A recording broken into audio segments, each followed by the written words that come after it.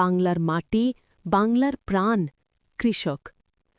ভোরের সূর্য ওঠার আগেই যে মানুষটি মাঠে ছুটে যান, কাঁধে লাঙল আর মনে হাজারো স্বপ্ন, তিনি আমাদের কৃষক।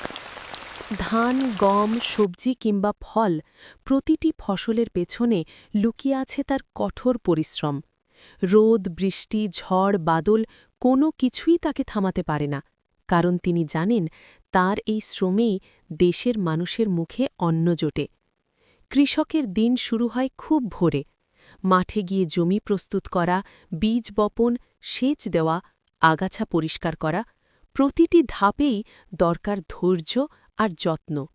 ফসল বড় হতে সময় লাগে, কিন্তু সেই সময়টা ভরা থাকে দুশ্চিন্তা আর আশা নিরাশার মিশেলে।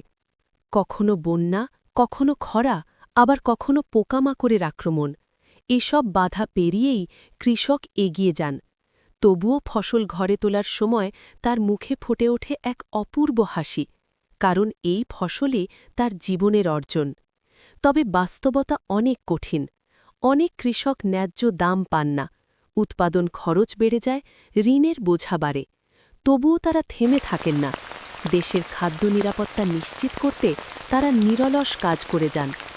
আমাদের উচিত কৃষকের পরিশ্রমের The মূল্য earth is দেওয়া, ready for the new তাদের season, সম্মান and করা my heart এবং is তাদের full of hope পাশে দাঁড়ানো। as we